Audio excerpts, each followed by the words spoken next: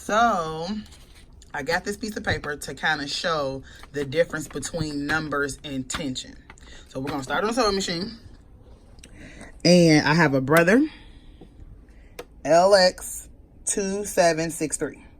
As you can see, this is the dial for these. For the most part, you're only going to use 1 and 3. I mean, 2 and 3. Sorry.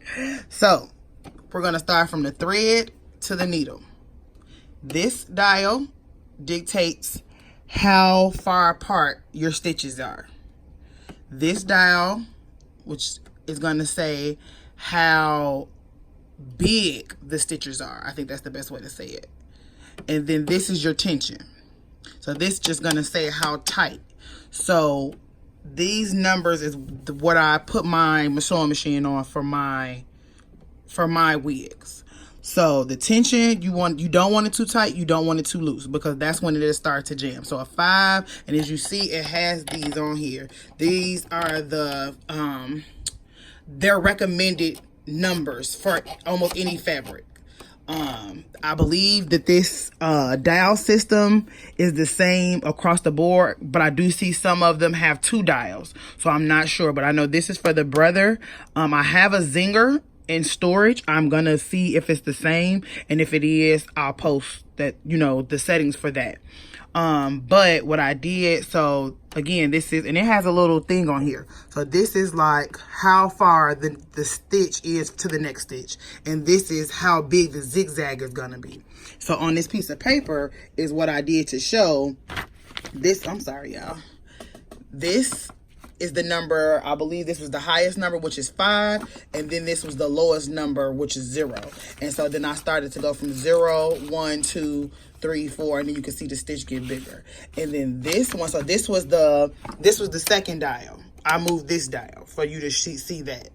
And that's the second dial in the middle. And then this top dial is the dial to say how far the stitches will be from each other. And as you can see, this is really, really close. And then it gets wider. So this will be 0, I believe is because you can go from 0, which wouldn't move at all. As you can see, it was just on each other. And then F, I don't even know what that is. And then it worked their way up.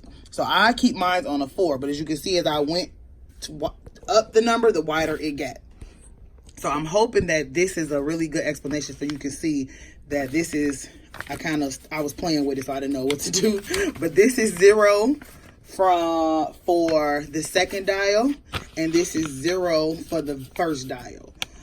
So second dial, first dial. I know it may be a little hard, but I think if you have your sewing machine and you watch this video, you can get the grasp of the tension setting, so you can know. But like I said, for the most part, everything is 5, 5, 4. This is the highest it can go, this is the highest it can go, and this is like a good medium, because I believe this goes, it goes to 9. So this is like dead smack in the middle for the most part, and everything else is on high. So I'm hoping that this will help y'all with the tension settings, because that's some of the reason why your sewing machine may jam, is really this one. If this is too tight or too loose, it's gonna always jam.